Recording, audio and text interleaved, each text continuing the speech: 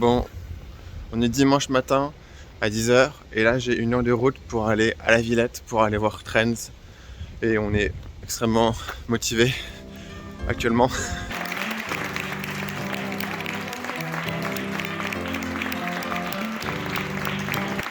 Alors parlons du spectacle Trax vu hier matin au théâtre Paris-Villette. Mis en scène par Céline Garnavo de la compagnie La Boîte à Sel. Alors c'est un spectacle jeune public, ça signifie déjà que c'est plutôt adressé justement à un jeune public, n'est-ce pas? Mais bon, il y a beaucoup d'enfants dans la salle, et puis il n'y a pas forcément non plus une narration très aboutie. Mais la particularité de ce spectacle quand même qui est impressionnante, qu'il faut souligner, c'est un spectacle de petits trains.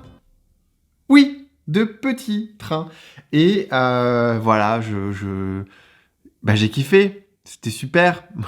Littéralement, la scénographie, c'est un gigantesque circuit et pendant 1 heure, je crois, ou 45 minutes, on va assister à des petits trains sur des rails. La question qu'on peut se poser, c'est pourquoi est-ce que c'est intéressant? Comment est-ce qu'on arrive à rendre ça intéressant? Même si c'est pour, du coup, du jeune public, et on pourrait dire, c'est un peu plus facile, mais il y a un travail de lumière et de son absolument impressionnant et minutieux en plus. Déjà, il y a tout l'univers autour du train, on pourrait parler de transport de voyageurs, mais également à un moment il y a un petit côté train fantôme, ou train presque un peu montagne russe à un tout petit moment également du spectacle. Bon, après ils ont pas fait l'enjeu de l'accident ou du déraillement du train, ça c'est pas dans le spectacle. Mais en dehors de ces petits épisodes narratifs, l'histoire, elle avance également aussi par les objets qui vont naître par la musique et par la lumière. À un moment donné, par exemple, l'ensemble de l'installation, elle arrête de fonctionner et seulement une petite barrière, la petite barrière, je crois qu'elle s'appelle comme ça d'ailleurs, va émettre une petite lumière clignotante verte et ça va créer un dialogue entre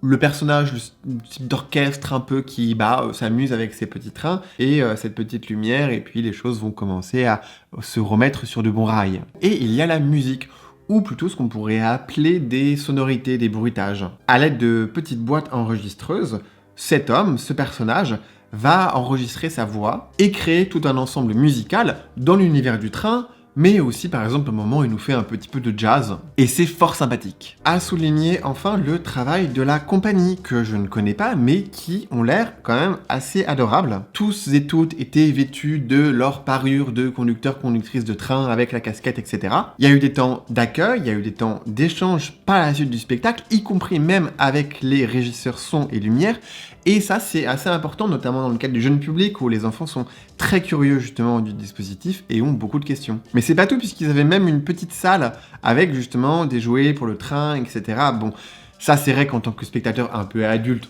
on s'en fiche un peu, mais c'est quand même une attention assez remarquable pour justement les spectateurs et spectatrices plutôt famille. Alors oui, c'est enfantin, mais en termes de création sonore et de création visuelle, c'est vraiment hyper ingénieux. Voilà, c'était tout pour Trax. Je me suis quand même déter un dimanche matin pour y aller, et je suis pas déçu. Franchement, c'est pas mal. Sur ce, abonnez-vous, mettez des pouces bleus, abonnez-vous, partagez la vidéo, bref, je l'ai peut-être déjà dit, c'est pas grave, allez, ciao!